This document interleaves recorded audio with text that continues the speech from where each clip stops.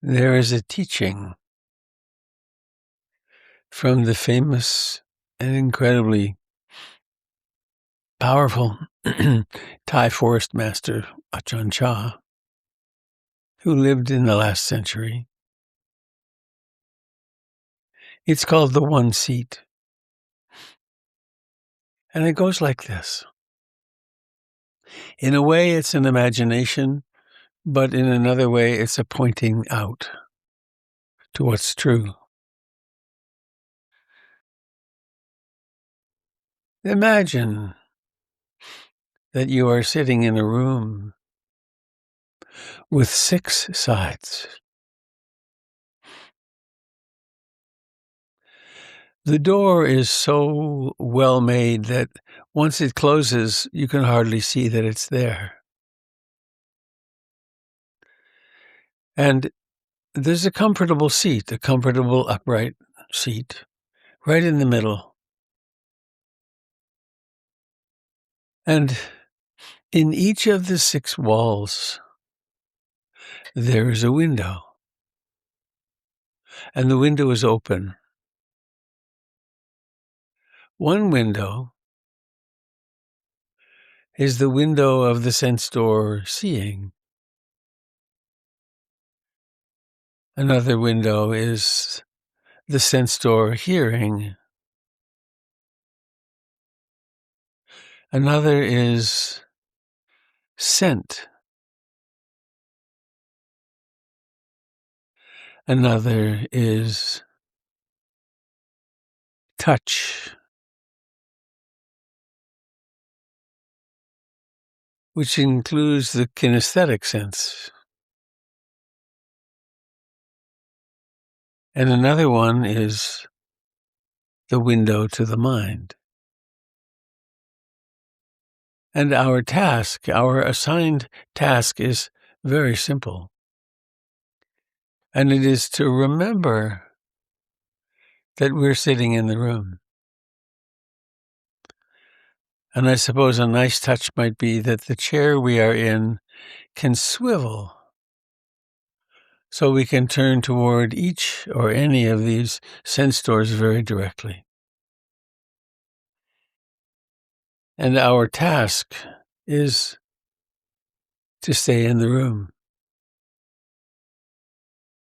And so we sit here, we decide, I shall follow my breath. I shall stay here in the room and be aware of the sense door sensations, touch. And I will notice the beginning, middle, and ending of one breath after another. Perhaps I will notice the contact of the body with the chair. And then, quite all of a sudden, we discover that thoughts have come along and we've been pulled out the mind door. We've been pulled into a whole stream of thinking and fantasizing. Maybe we've even somehow or another gotten up and walked out the door without noticing. But then, quite mysteriously and powerfully, mindfulness somehow comes into being. And again, we're right back in the one seat. And we may be able to sort of look over our shoulder and realize, wow, that was a powerful wandering mind. And here we are, sitting in the one seat, breathing.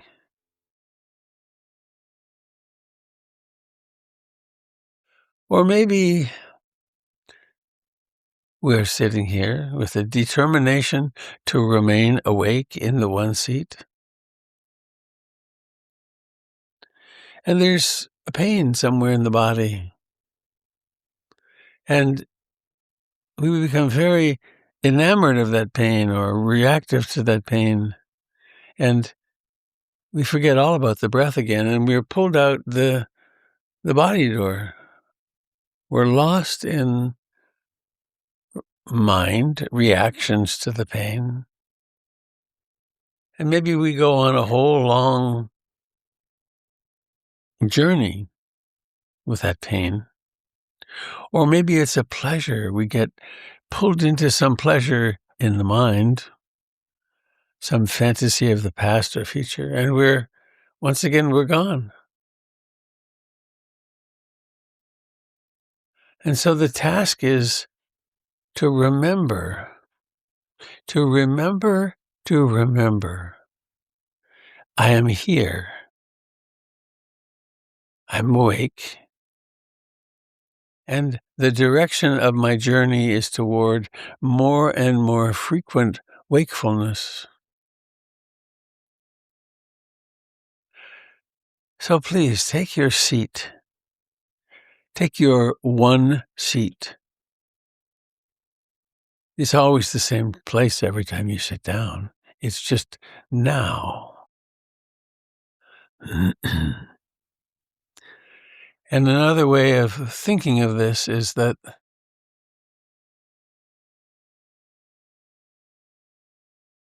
where do thoughts happen? They happen in awareness. Where do sounds happen? Where do they actually occur? Are they out there or are they in awareness?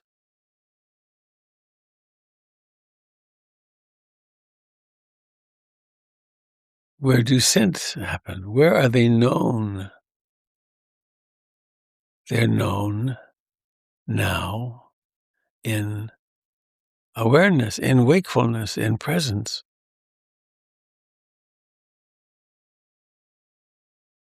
Where is the entirety of the body known? Is it out there? Or is it somehow mysteriously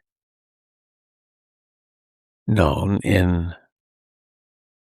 now in awareness?